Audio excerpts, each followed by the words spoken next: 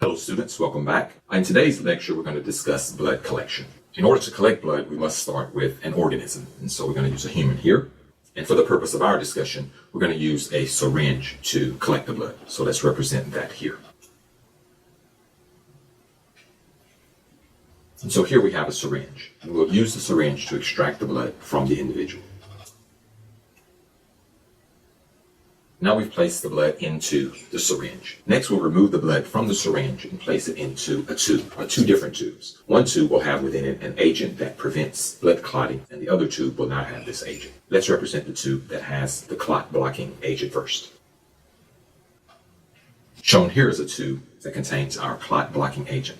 Let's now represent a tube that does not have this agent. We'll simply copy this one and modify it.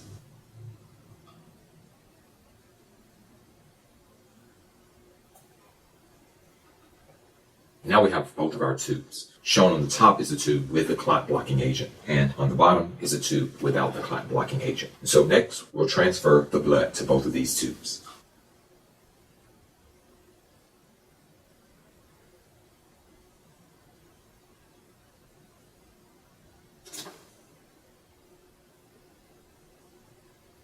Let's first put blood in the tube that contains the clot blocking agent. And now let's place blood in our plain tube, the one that contains no clot blocking agent. What we want to do next is separate the various components of the blood. And we'll do this by placing the blood in a machine that spins the tubes, and the centrifugal force will force the heavier elements to separate from the lighter elements. Let's represent that machine here.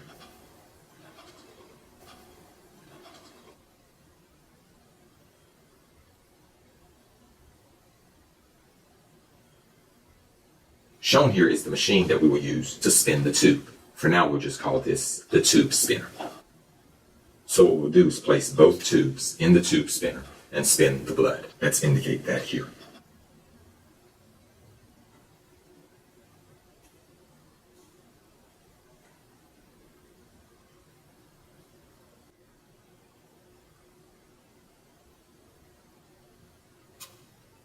Now that both tubes are in the tube spinner, we can turn the machine on, spin the tubes, and see the different layers that result.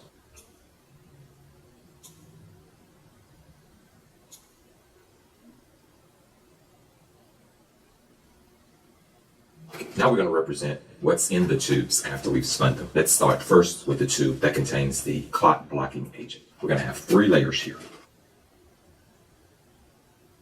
So for the first tube, we have 3 distinct layers. A top clear layer that has a yellowish color, a bottom red layer, and a middle layer that's white. It's not drawn to scale here for clarity. These are the 3 layers of our first tube. Let's look at the components of our second tube. And for our second tube, we see 2 layers. The first one is a liquid that's clear, and the second one shows our blood clot. Let's describe the layers that we see.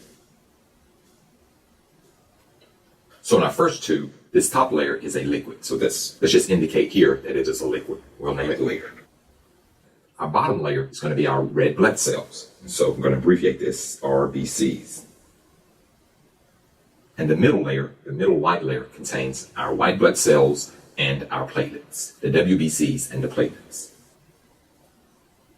The liquid takes up about 55% of the volume normally, whereas the red blood cells take up about 45% of the volume. Clinically, the red blood cell volume is an important value, and we'll indicate the name of that value later. Then I put a box here for that value so that we can indicate that one. The liquid has a name. We're going to name that one later. So that's all we're going to say about this one for now. Let's look at our other tube. This tube has 2 layers, 2 distinct layers. The first one is a liquid, and the second layer is the blood clot itself. Let's compare these 2 liquids.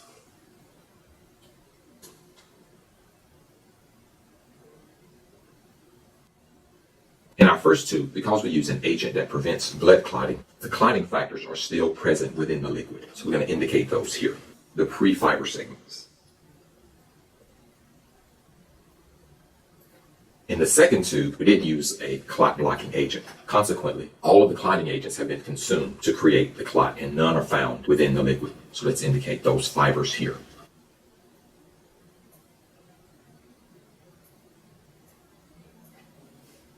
So these two liquids are identical with the exception of the presence or absence of these clotting factors. Because the first tube contains clotting factors, this liquid is simply the plasma or plasma. Let's indicate that one here.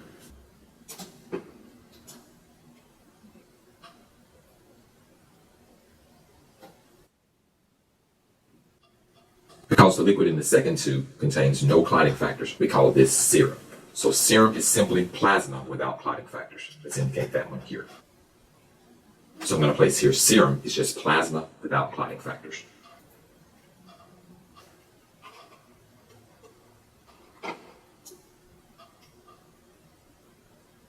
And plasma is liquid with clotting factors. So we'll just put here with clotting factors. So now we have our first layer. Our first layer is going to be plasma. The second layer, that white layer, which contains our white blood cells and platelets, that's called the buffy coat. And we've already mentioned that our last layer, the red layer, contains the red blood cells. A typical red blood cell concentration is 45%. We call this percentage, this is a chemical value, and we call this percentage the hematocrit. The hematocrit. Let's indicate that one here.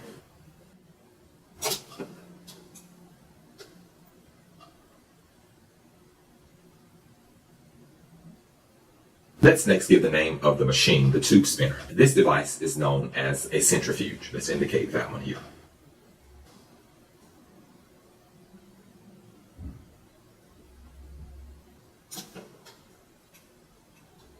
The device that we use to collect the blood, of course, is a syringe, and so we'll indicate that one here.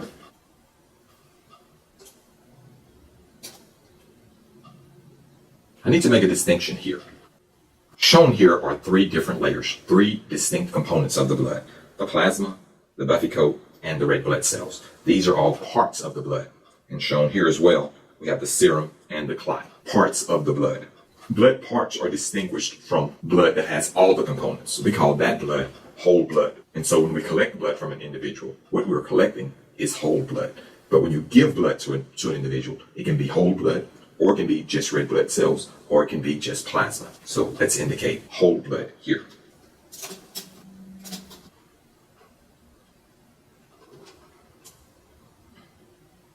So the first tube we used here contains clot blocking agents. Let's indicate that here.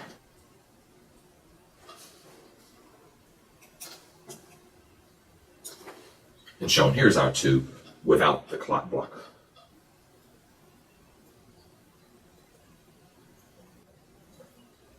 The clot blockers are called anticoagulants.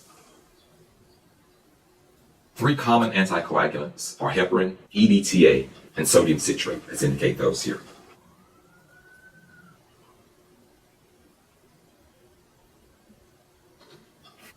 And so we've illustrated here everything we want to say about blood collection. So let's annotate this a little more with arrows.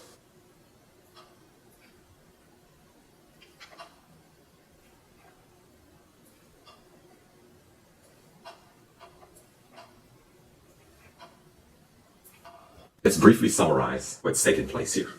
We collect blood from an individual. Here, we place the blood into an anticoagulant tube that's shown here, and we place some of the blood into a plain tube shown here. We place both of those tubes into a centrifuge. We spin the blood in the centrifuge, and in the anticoagulant tube, we get three layers: plasma, the buffy coat, and the red blood cells. In the plain tube, we get two layers: the serum and the blood clot itself. In the first tube, the plasma constitutes about 55% of the blood volume, whereas the red blood cells constitute about 45%.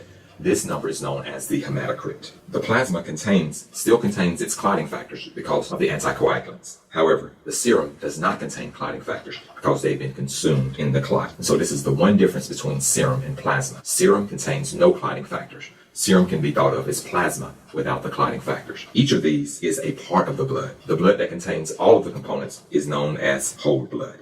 And so this concludes our lecture on the collection of blood. I hope that you've learned a lot.